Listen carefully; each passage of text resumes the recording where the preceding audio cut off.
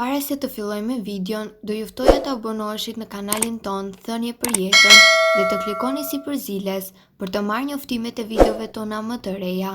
Faleminderit. Nëse vuani nga tensioni ullët, ja çfarë duhet të bëni gjatë verës për ta mbajtur nën kontroll. Temperaturat e larta dhe rritja e lagështisë në ajër, nxehtësia e madhe, shkakton zgjerimin e enëve të gjakut, gjë që mund të përkeqësojë simptomat e presionit të ulët të gjakut. Shenjat janë marramendje, shikimi i paqartë, rrahje të parregullta të zemrës, etje e shtuar, gulçim i ftohtë, djersë dhe lëkurës behtë, madje edhe gjendje të fikti. Por në shumicën e rasteve presioni i ulët të gjakut që shfaqet te të rinjt dhe te shëndetshmit nuk është diçka për të shqetësuar, nëse nuk është rezultati një sëmundje ose ilaçi specifik. Dhe zakonisht mjafton që personi të përmbahet disa masave. Sipas Healthline do të rendisim masat kryesore që duhet të ndërmerrni për të mbajtur nën kontroll tensionin e ulët. Mos e teproni me kafe. Studime të shumta kanë treguar se kafeina mund të shkaktojë gjithashtu edhe ndikime të ndjeshme në nivelin tuaj të tensionit. Presioni i ulët të gjakut mund të jetë gjithashtu më i ndikuari nga shenjat e kafeinës. Doni të mbani shëndetin tuaj nën kontroll dhe të mos vuani nga tensioni i ulët, atëherë duhet të tregojeni dorë shtrënguar me pirjen e kafes, pasi siç e dini, kafeina stimulon nxjerrjen e lëngjeve nga trupi, kështu në fakt çon edhe në kundër ankth ose probleme të tjera që renditen në shëndetin tuaj kundër tensionit. Balanconi vaktet tuaja, pra shmangni dietat dhe të ngrënin e tepërt.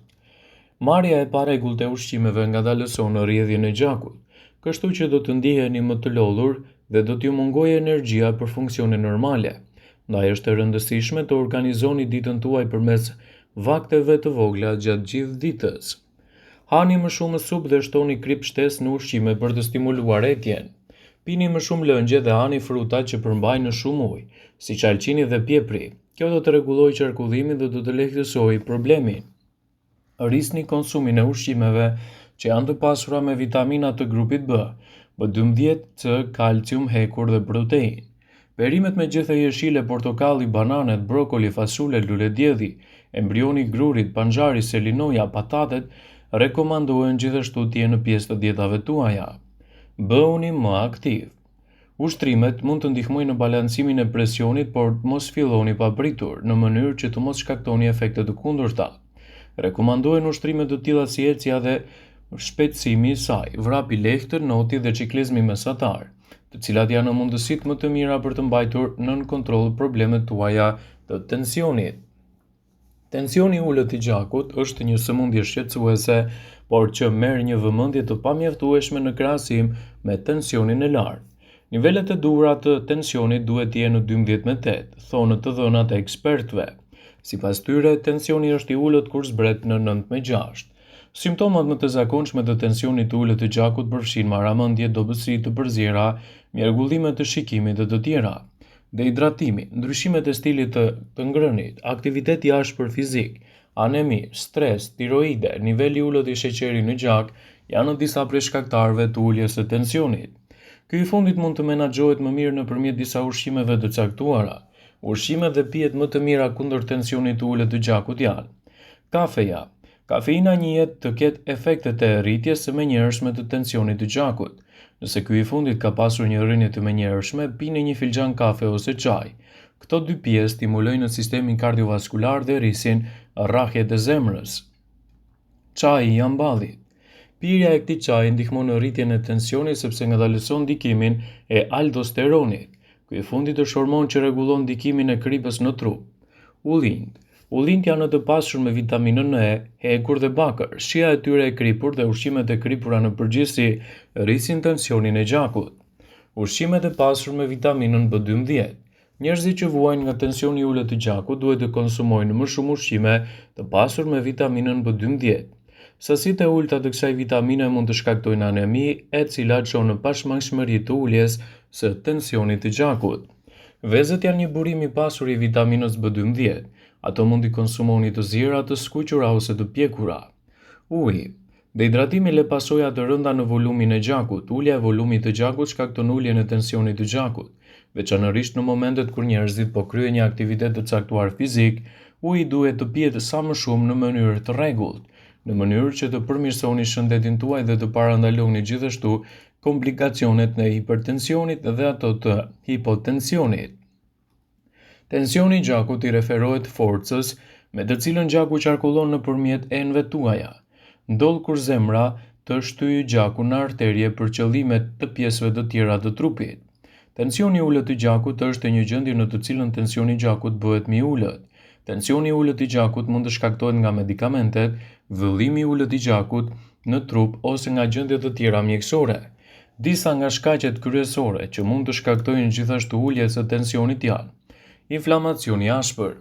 Inflamacioni i ashpër i organeve mund të rezultojë në tension të ulët të gjakut.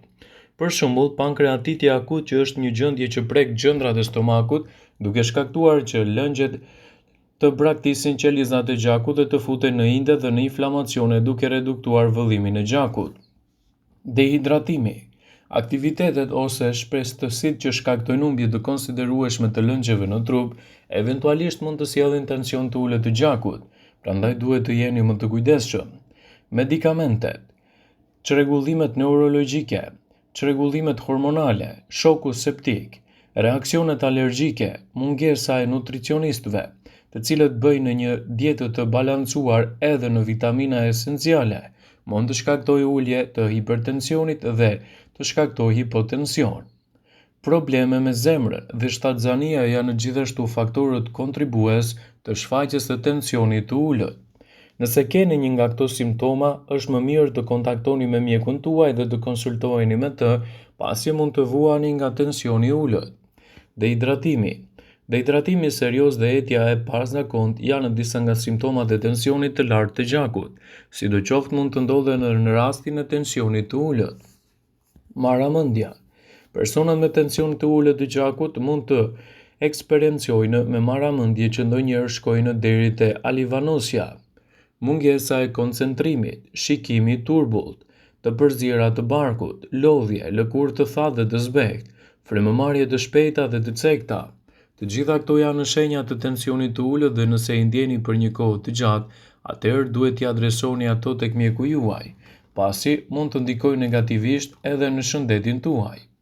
Tensioni i ulët i gjakut është një problem i cili duhet të mbahet nën kontroll, pasi neglizhenca e tij për një kohë të gjatë mund të shkaktojë gjithashtu edhe probleme të theksuara imunitare. Tensioni i ulët i gjakut ose ndryshe hipotensioni përkufizohet si vlerat e tensionit të gjakut të cilat janë të ulta se pritja normale për një person të caktuar në kushte të caktuara dhe është nocion relativ.